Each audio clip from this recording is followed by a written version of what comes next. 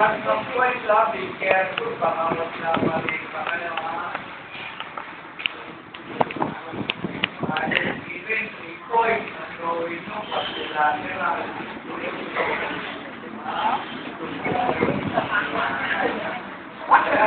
even for point na gawin mo, kaya game.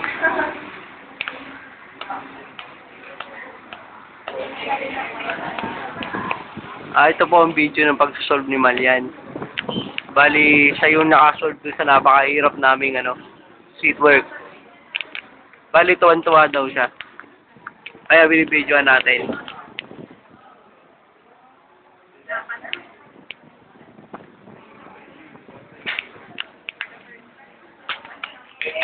Gusto niyo po makita si Sir nakatunga nga? Ayun o.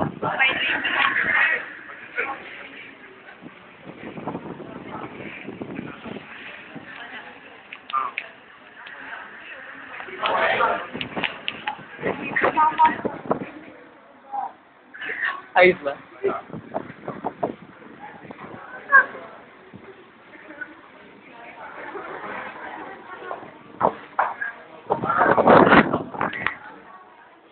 At muli, nakatunga nga na naman po si Sir.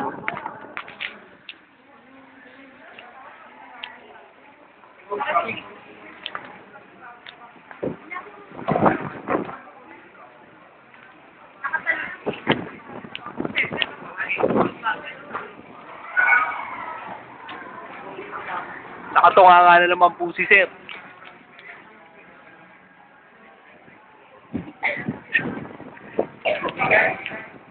Nalilis ka ba sinabi ko? Ikaw, nakita mo ba? Ay, nalilis ka ba sinabi ko? Yan na po, nagbubura na po si Malian. At si Sir po yung nakatunga na naman sa kabilang banda.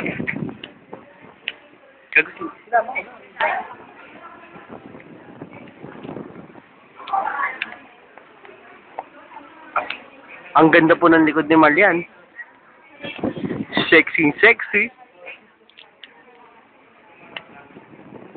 Yan na po, yan na po. Okay.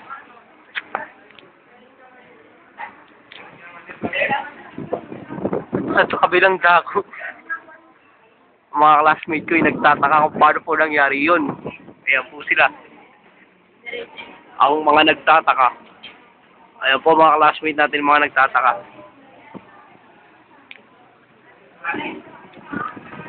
At ito po ang ating classmate na talagang napakagwapo na may gusto kay Tonet. Ito po. Katabi ko po. Okay, babalita po natin dahil napakagwapo na ito. Magigat siya, napakaganda si Tonet. Sabi natin ng konti.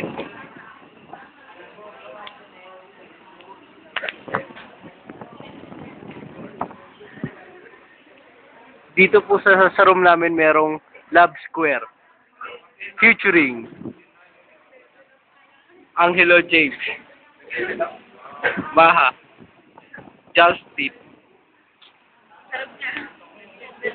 at si Dongos.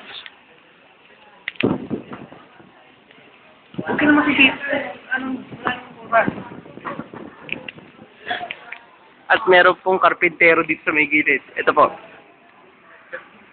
Ayan po. At parents. Ayan kong basta. Mahaba eh. Patuloy pa rin po nagsasolve si Malian. Sumasakit na po ang ulo ko.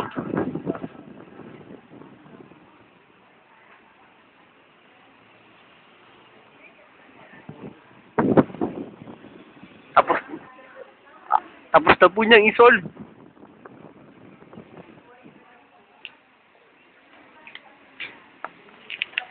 Yan po. Uupo na po siya sa tabi ko. Hindi ko pala.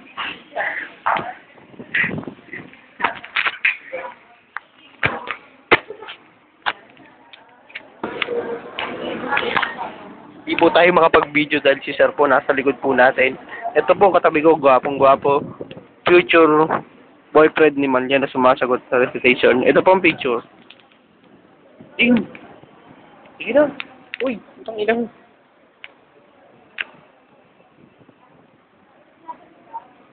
Takpan mo na eh.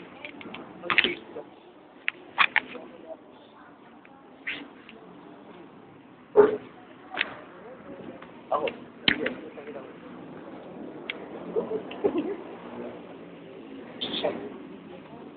Oh, ito dito.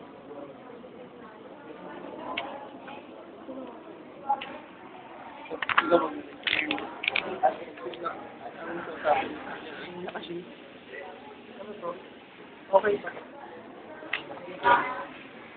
At papakita na po natin ang future boyfriend ni Malyan. Ito po siya, gwapong-gwapo mga kaibigan. Ito na po siya.